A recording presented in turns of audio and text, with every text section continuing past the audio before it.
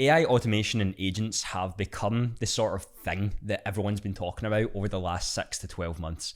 And it seems to become more prevalent because we're seeing articles now of companies that are firing multitudes of their employees because AI is now bringing it into it, and AI agents are taking over what can be done. But I want to explore today if that's genuinely the reality and what you should actually be thinking of as a business owner, and what I've saw from working with hundreds of clients now, all potentially wanting to implement AI into their business, especially the agent side of things, and possibly why you shouldn't be using it at this moment in time before you learn a few of the things that we talk about today. If you're wanting to join a newsletter on how to improve your systems and scale your business through that, the first link is in the description. I'd love to have you a part of that. This video is going to be slightly different. I'm not going to be talking directly about building particular agents, and I could do that in the future for what people are actually wanting.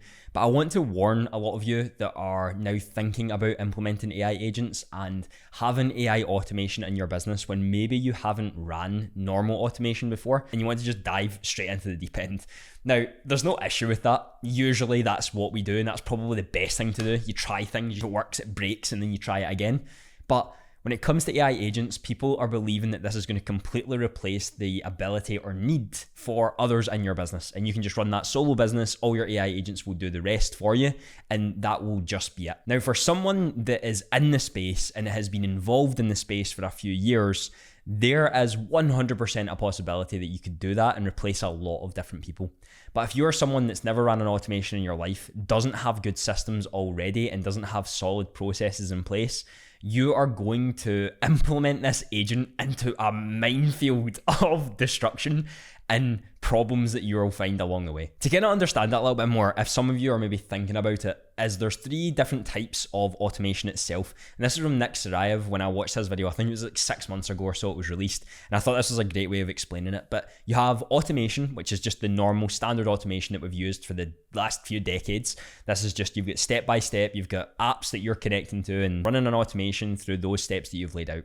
You've got the AI automation side of things where it's still running through steps, but at a certain point, it's deciding which route it should go down. So an easy example of this is that you could have a voice note you send into Telegram and transcribes that voice note that you've sent from ChatGPT or anywhere that you actually use, and that transcription is then taken, summarized, and then put into somewhere else that you would want. So that's usually like the AI automation side of things. Still running through step by step, but you've got AI involved in that. And the last one is the AI automation, but agents are being included. And this is where you would connect a few different apps or a few different platforms that it could have access to. The agent is running based on what input has been taken, and then is deciding which route I should go down and the steps that it should follow in order to get to the conclusion that you're looking for. Now, again, this is kind of set up and a lot of them overlap in certain ways, but I thought that was a great way of actually explaining it for those who have maybe never used them before or are thinking about using them, because there are big differences and people tend to confuse it a lot. Now that we kind of know what it is, it's important to consider why you would use them and in what scenarios, because one of my biggest pet peeves is when I watch a YouTube video and people talk about these AI agents will transform your business, and yet the things that they are doing would take less time if you would just do it yourself. I know we're talking about implementing and automating things a little bit more, but some people are genuinely shooting these YouTube videos with hundreds of thousands of views. The AI agent is booking in meetings in your calendar, when the input that you have to make is you're telling the AI agent, I want you to book a meeting tomorrow at 3 o'clock.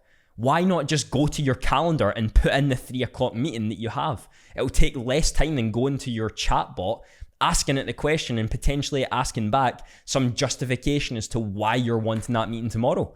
You could just put it in your calendar and it would take less time. This is the issue that I keep seeing, is that the AI agents that people are trying to implement for these people and sell to these people aren't actually going to make a difference in your ability to serve your customer better or to run a better business. It is just merely something to look nice that is most likely going to break because the person doesn't understand the actual fundamentals of building the agent and how they can make it run better for themselves. So what should you do? I'm sitting here talking about why you should not maybe use them, and yet I'm not coming up with a solution. So here's the actual solution that you need to do, and I actually ran through this on a talk of how you do this and how you build this into your business. So the first one is learning basic automation to begin with. Start with the foundations. You would be surprised on the reliability of normal automation. It's been running for decades. It works for a reason. And yes, we're looking at ways that we can improve it in certain aspects, but If you learn basic and simple automation, things in the AI world, in the AI agent world, are going to become far more obvious to you and easier to understand once you get to that point. So start with the fundamentals. Actually understand, if I connect one app and another app, what can I do between them? And just go through that process with a few simple things. Some of the stuff that I've done that's been really powerful for some of my clients and they've really enjoyed is things like CRM updates. So when people come in through leads or Facebook leads and that sort of stuff, going in directly into your CRM in a certain way, and then they go into particular funnels for your email nurture sequence and stuff like that. It's a really good way of just improving your processes of how you're doing it.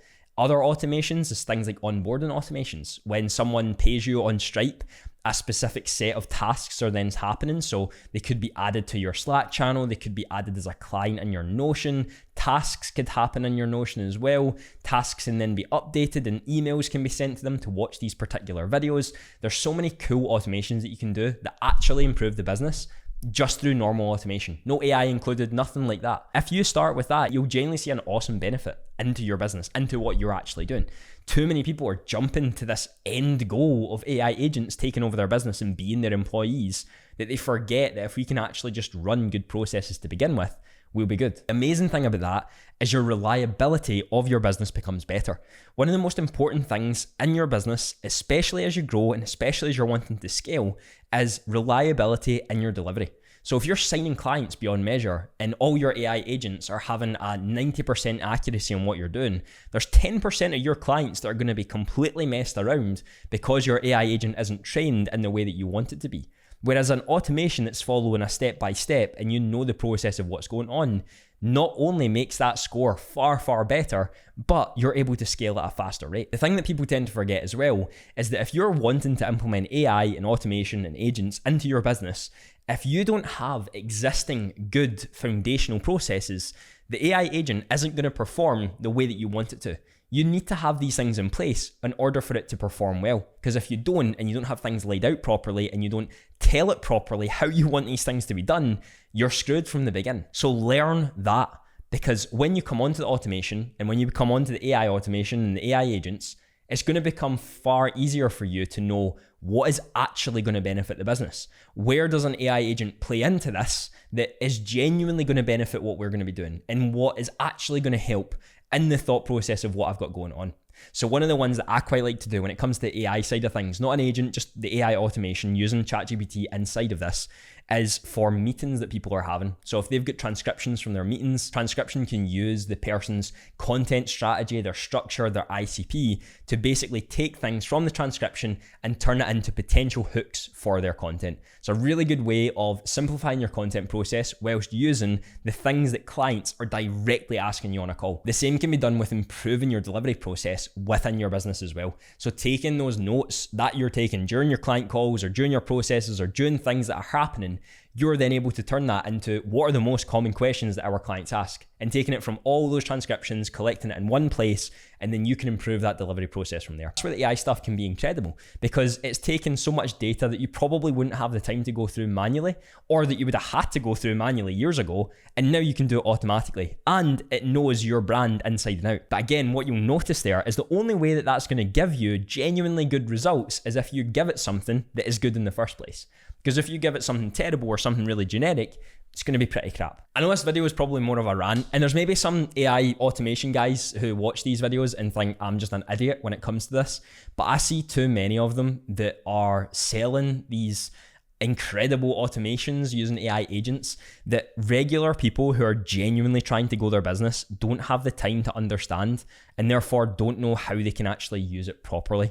But if you learn the basics of automation to begin with, you are going to far better understand where it's genuinely going to impact your business and where it's actually going to help you to grow as a business owner. I'd love to hear your thoughts, because it's important for us to understand how do we actually make this better for people coming into this space and actually wanting to learn it, because I do believe that AI is going to take over more and more things as we grow and as we progress. The last year has been mental of how much it's actually changed. And I don't think that's going to slow down anytime soon. There's definitely going to be a few more jumps that will happen over the course of the next few years that will help with that reliability and the implementation of it for your business. So we'll just see whether that bubble bursts and whether people start to realize that earlier. If you're also wanting to join the newsletter on how you can grow and scale your business through systems and foundationally building it through that, I'll leave that first link in the description. And I know the video on the screen now was something you'll love to watch. I'll see you there.